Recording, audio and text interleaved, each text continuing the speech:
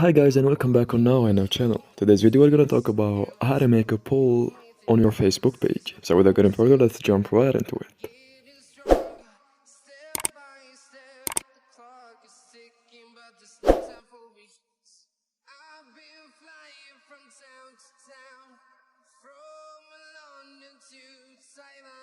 Now, and as you can see, we are on our personal profile. So let's switch to the Facebook page.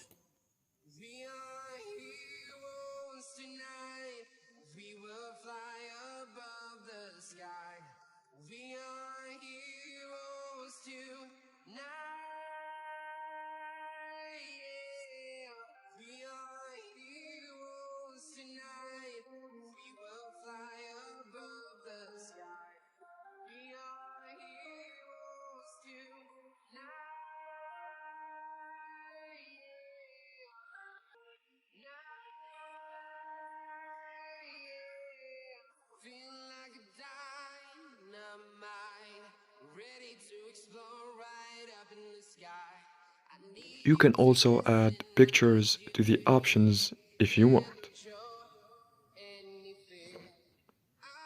It's up to you to toggle on or off this option.